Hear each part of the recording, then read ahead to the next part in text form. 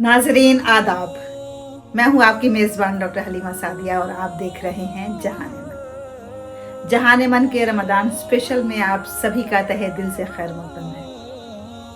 आज हम बात करेंगे रोज़ों की हिस्ट्री के बारे में। हुआ यूँ कि कल जब मैं अपनी किसी रिश्तेदार से बात कर रही थी तो वहाँ बच्चे ने एक बहुत ही उम्दा सवाल पूछा और उसने ये कहा कि आखिर हम सब आजकल रोज़ा रख रहे हैं, रमज़ान का मुबारक महीना गुजर रहा है और सुबह से लेकर शाम तक खाने पीने से परहेज़ करते हैं। तो उसने कहा कि ये आखिर मुसलमानों के साथ ही क्यों, सिर्फ मुस्लिम से क्यों इतनी तकलीफ़ बर्दाश्त करते हैं या इतनी मुशक्क़त बर्दाश्त करते हैं। तो फिर मैंने उस बच्चे को समझाया कि रोज़ा किसी न किसी शक्ल में तमाम मज़ाहिब में मौजूद है। मैंने सोचा क्यों ना आज मैं अपनी नाज़रीन के साथ ये बात शेयर करूँ कि रोज़े की तारीख़ क्या है, कब से रोज़ा रखना शुरू किया गया और दीगर मज़ाहिब में या और दीगर अफराद किस तरह से रोज़ा रखते हैं।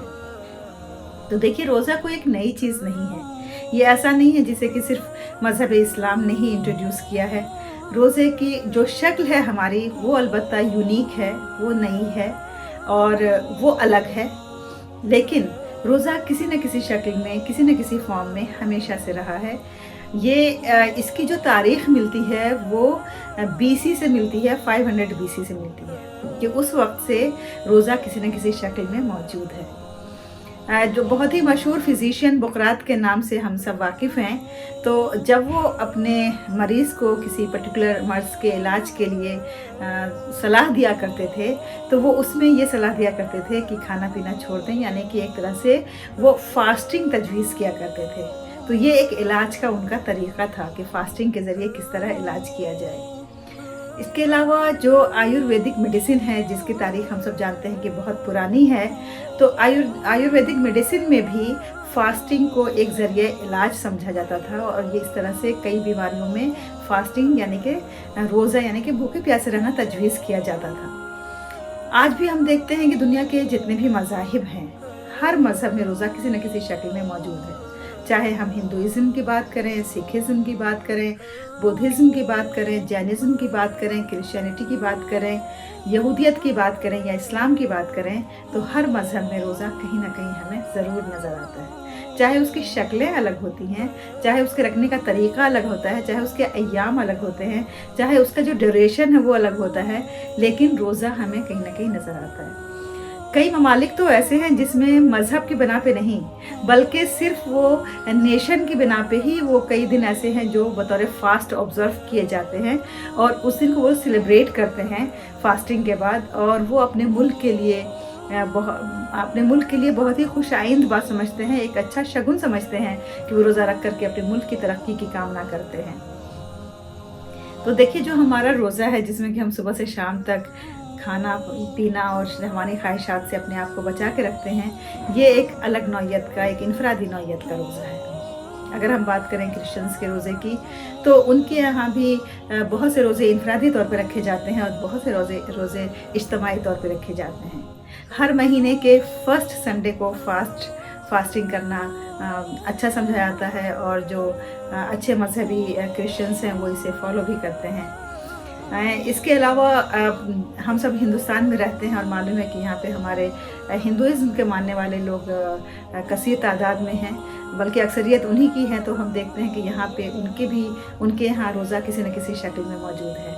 जैसे कि पूर्णिमा का रोज़ा अच्छा माना जाता है, बहुत से अफराद पूर्णिमा को रोज़ा रखते हैं। फिर चूँकि बहुत से देवी देवता हैं तो हर कोई किसी न किसी देवता को अपना करके और उनके दिन के हिसाब से भी रोज़े रखते हैं। जैसे कि शिवरात्रि को रोज़ा रखते हैं जो लोग शिव जी को मानते हैं। इसी तरह से साल में 2 बार नवरात्रे होते हैं और नवरात्रे के रोज़े रखते हैं। रोज़े रखते हैं मतलब कि फ़ास्ट करते हैं, और फ़ास्ट का तरीका अपना अपना होता है, अलग अलग होता है। दरअसल रोज़ा या फ़ास्ट कहते हैं कि किसी भी चीज़ को तर्क कर देने को। जैसे हम एक नॉर्मल ज़िंदगी गुजारते हैं, सुबह उठते हैं, खाते हैं, पीते हैं और घूमने जाते हैं, तफरीह करते हैं, सब कुछ करते हैं, लेकिन अगर हम किसी एक चीज़ को रोक दें कि आज हम ये नहीं करेंगे, तो इसका मतलब कि हम उस चीज़ से फास्ट कर रहे हैं, हम उस चीज़ से बच रहे हैं। अरबी में जो लफ्ज़ इस्तेमाल होता है रोज़े के लिए, वो भी सौम का लफ्ज़ इस्तेमाल होता है, और सौम के माने भी होता है किसी भी चीज़ से रुक जाना, बच जाना। कई बार तो लोग ना बोलने का भी रोज़ा रखते हैं। जैसे मरियम अलैहिस्सलाम जब हमल से थी और जब उन्हें हुक्म दिया गया था कि वो किसी वादी में चले जाएं, और वहाँ उन्होंने एक पेड़ के नीचे बच्चे को जन्म दिया था, ईसा अलैहिस्सलाम को, और जब वो उसे लेकर के अपने कबीले में आई थी, तो उस वक्त अल्लाह ने उनको यही हिदायत दी थी कि वो खामोश रहें और बच्चे की तरफ इशारा कर दें तो बच्चा खुद जवाब देगा। और ईसा अलैहिस्सलाम अपनी माँ के गोद में ही थे और वो बोल पड़े थे कि मैं अल्लाह का रसूल हूँ और अल्लाह के हुक्म से मैं बात कर सकता हूँ। तो ये उसको हम कहते हैं फिर वो बात ना करने का रोज़ा होता है, यानी कि जिसमें हम बातचीत बंद कर देते हैं, खामोश रहते हैं। तो हाँ, मैं बात कर रही थी नाज़रीन की दीगर मज़ाहिब में किस तरह से रोज़ा रखते हैं। सिखिज़्म में भी रोज़ा रखने की शक्लें मौजूद हैं, बुद्धिस्ट के यहाँ भी रोज़ा रखने की शक्लें मौजूद हैं, जैनिस्ट के यहाँ जैनिज़्म में भी रोज़ा रखने की शक्लें मौजूद हैं। बुद्धिज़्म में ऐसा करते हैं कि वो सिर्फ दोपहर में खाना खाने के बाद दोपहर के बाद का खाना मिस कर देते हैं, नहीं खाते हैं, तो वो भी एक रोज़े की शक्ल है कि वो इवनिंग में यानी शाम के टाइम पर रोज़ा रखते हैं कि उस टाइम पर नहीं कुछ खाएंगे।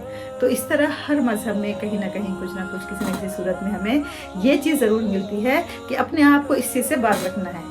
जैसे हमारे हिंदू भाई बहन ये भी करते हैं कि किसी पर्टिकुलर डे में नॉनवेज नहीं खाते, किसी पर्टिकुलर डे में वो अंडा नहीं खाते हैं। तो इस तरह की भी शक्लें होती हैं जिसमें हम अपने आप को किसी कुछ चीज़ों से दूर रखते हैं। रही बात इस्लाम के रोज़े की, तो इस्लाम ने एक बहुत ही स्ट्रक्चर्ड तरीके से, एक बहुत ही मुनज़्ज़म तरीके से हमें एक महीना मुकर्रर करके और उसमें रोज़े की एक साख्त बना करके दिया है कि उस रोज़े में हमें क्या करना है, किस चीज़ से बचना है और क्या नहीं करना है। रोज़े की जो शक्ल है वो ये कि सुबह सादिक से लेकर के और गुरूब आफ्ताब तक यानी सूरज डूबने तक हमें भूख से, प्यास से और शहवानी ख्वाहिशात से अपने आप को बचाना है, ये काम नहीं करना है।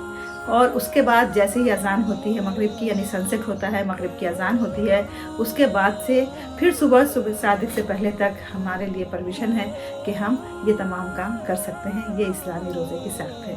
और इस रोज़े के बदले में, चूँकि ये काफ़ी मुश्किल अम्र है, कई बार रोज़े नॉर्मली तो 15 घंटे के होते हैं, लेकिन कुछ ऐसे ममालिक हैं, आपको यकीन नहीं आएगा जान के कि कुछ ऐसे ममालिक हैं जहाँ 20 घंटे के भी रोज़े होते हैं, 22 घंटे के भी रोज़े होते हैं।